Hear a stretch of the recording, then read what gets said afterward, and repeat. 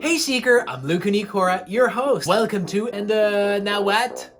I don't understand. Today's video is about love and relationships. And in this video, I'm gonna talk about all the tips that you need to consider before starting a relationship. If you haven't watched the first video I made if you haven't watched the first video, it's right there, check it out. I talked about the different type of attractions, the different needs, the values, and love languages. Now let's dive a bit deeper into the subject. I just came to say I love you. Okay, these tools are cool, but I don't choose who I fall in love with, man. Actually, can a person change how much they'll love someone by thinking it? Can positive thoughts about one's beloved, he's so smart and kind, and his beard is made out of steel? Can these thoughts increase love? Likewise, can negative thoughts like, you're so messy, I don't think we have a future together, and they don't even like my beard, can these thoughts make love decrease? Yes. Love, a feeling that most people think is uncontrollable, may actually be in control according to a recent study by the University of Missouri. And why is it Missouri when there's two S? It should be Missouri. Just saying. And if that's the case, you can follow Dr. Shafali's advice to wait until 2 years into the relationship before falling in love. I'm not sure how to do that. Basically what she means is to wait until the honeymoon phase is over to make sure that you want to put a ring on it. Because once it's there, it's stuck. A happy relationship requires a lot of conscious work. And if you want to be able to build a relationship with someone, you have to work together consciously. That means that love is not enough. Yes. Let me repeat that. Love is not enough. Relationships are much more complex than that. What if you find a partner that's great and you feel love, but you're not compatible, your desires are different, you're always fighting? You know, love is not enough. Love is not enough. Another topic besides values, love languages, needs, and so forth is ka-ching!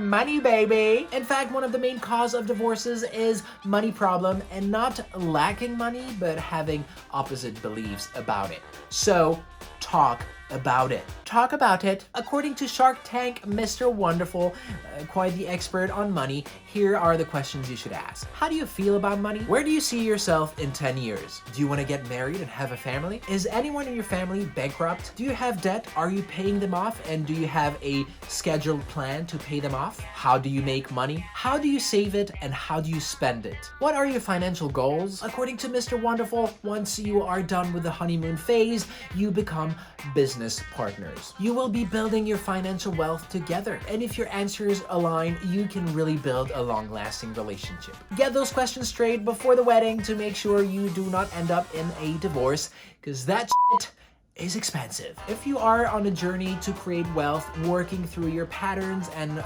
unlearning those myths about money, but your partner has a scarcity mindset, is scared of money and does not want to talk about it, and does not want to figure out strategies, and does not have any financial goals, you guys are on two very different paths. Now that you've looked at all these tools, you know who you are, who they are, and what your goals are. Now, remember this. You are a full human. Don't look for your other half or your better half. That doesn't make any sense. You are a full human. Otherwise, you would not be able to function. So it looks like you have a mouth, but no bumhole. So we are gonna have to assign you another half. All right?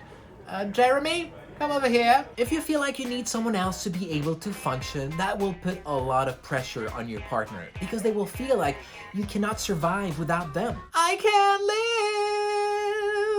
live without you. That's not the song. With that pressure, your partner will feel discomfort and guilt and eventually run away.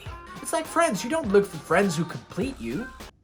Do you? That pseudo-romantic ideals of relationships from movies and songs, is dangerous. You complete me. No, she doesn't. You are a whole human with certain skills, and maybe the other whole human you find that you want to date has other skills than yours, and in that sense, you are compatible. But they're not someone who needs you to survive. Your partner can give you some emotional and intellectual support and ideas. You guys can help each other out and walk together towards the same goals. Now, let's have a look at communication, because communication is key. The first rule of communication is you don't talk about communication. No, that's Fight Club. The first rule of communication is listen. According to Dr. Barton Goldsmith, people will tell you who they are, and it's up to you to listen. If they're telling you they're not monogamous and that they are really into Pikachu, for instance, like, don't assume you can change them and teach them that Bulbasaur is better. That's another thing. Don't ever assume you can change anyone. You're gonna lose at that game. Believe me. Find someone you can talk to, or you'll get really bored really quickly. Hey, honey, how's your day? Good?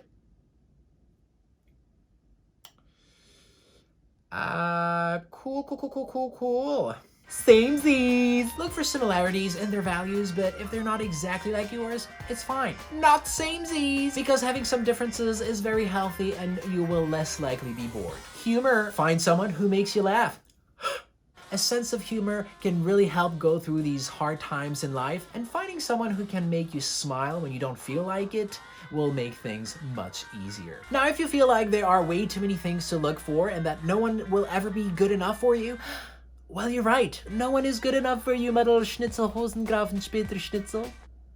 That's how my mom calls me. Next tip is lower your expectations. According to psychotherapist Esther Perel, we sometimes expect our partners to be lovers, teachers, caretakers, best friends, business partners, entertainers, providers, everything that back when we lived in smaller communities, our social interactions would provide. But now that we're just communicating online, we may have lost these natural interactions. In other words, lower your expectations and make sure that you have a social life outside of your relationship. Your partner is not supposed to fulfill all your needs. It is your responsibility to be a balanced human being. And stop looking at hot babes and hot dudes on the IG Hosen, because you're gonna lose track of what real unfiltered humans look like. Now, before I share the last tip, if you got any value from this video, make sure that you hit the like button with a little Cupid's arrow,